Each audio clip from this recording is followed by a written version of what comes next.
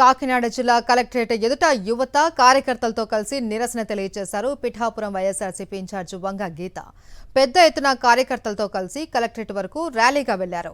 యువతకు ఇచ్చిన హామీలను చంద్రబాబు విస్మరించారు అని మండిపడ్డారు. వంగ గీత లక్షల మందిని ఉద్యోగాల నుండి తొలగించి నిరుద్యోగులుగా మార్చారు అని ఆగ్రహం వ్యక్తం చేశారు. వెంటనే యువతకు ఇచ్చిన హామీలను అమలు చేయాలి అని డిమాండ్ చేశారు వంగ గీత. ఈ కూటమి ప్రభుత్వం 1 సంవత్సరం అయినప్పటికీ కూడా నిరుద్యోగ భృతి ఇవ్వలేదు. ఇంచుమించుగా సూపర్ 6 హామీలు చెప్పి మొన్నటి వరకు ఒత్తిడి తెస్తే ఆ తల్లికి వందనం ఒకటి మొదలు పెట్టారు తప్ప మిగతా ఏ కార్యక్రమాలు కూడా యువతకి గాని విద్యార్థులకు గాని అందించలేదు.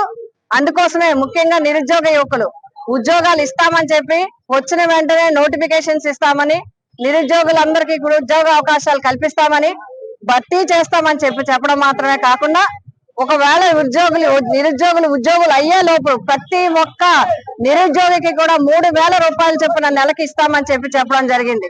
12 నెలలు గడిచిపోయాయి. 36,000 ప్రతి నిరుద్యోగికి రావాల్సింది, కానీ ఇవ్వలేదు. హామీలు అమలు చేయకుండా రాష్ట్ర ప్రజలకు చంద్రబాబు వెన్నుపోటు పొడిచారు అని ఆరోపించారు వైఎస్ఆర్సీపీ నాయకురాలు నూర్ ఫాతిమా. ముఖ్యంగా యువతను దారుణంగా మోసం చేశారు అని మండిపడ్డారు. నిరుద్యోగులకు ఉద్యోగ అవకాశాలు కల్పించడంలో కూటమి సర్కార్ విఫలమైందన్నారు నూర్ ఫాతిమా. 2014 కూడా అదే చెప్పి మరి యువతరాన్ని మోసం చేశారు. అలాగే ఇప్పుడు కూడా మోసం చేస్తున్నారు.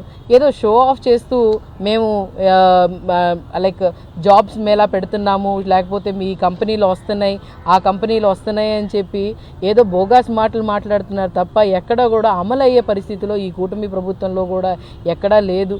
ఏదైనా అమలు అయినా కూడా వాళ్ళు చేద్దాం అనుకున్నా కూడా అది 100% గ్రౌండ్ లెవెల్లో నిజంగానే బెనిఫిషరీస్కి ఎవరికి కూడా అందే పరిస్థితిలో లేదు. ఎందుకంటే వాళ్ళు ముందు వాళ్ళది ఒకే ఒక ఎజెండా. ఫస్ట్ ఆఫ్ ఆల్ మేము కడుపు నింపుకోవాలి, మా కడుపు నిండిన తర్వాత అప్పుడు పేదోళ్ళ గురించి ఆలోచించాలి అని చెప్పే ఉద్దేశంలోనే ఈ కూటమి ప్రభుత్వం ఉంటుంది. ఎందుకంటే ఫస్ట్ ఆఫ్ ఆల్ ఫస్ట్ స్టేజ్లో చంద్రబాబు నాయుడు గారు ఉంటారు. ఆయనకి ముందు ఆయన ఏదో ప్రతి స్కీమ్లో కూడా ఒక స్కామ్ ఉంటుంది అని చెప్పి చూయించిన వ్యక్తి చంద్రబాబు నాయుడు గారు, అదే కూటమి ప్రభుత్వం.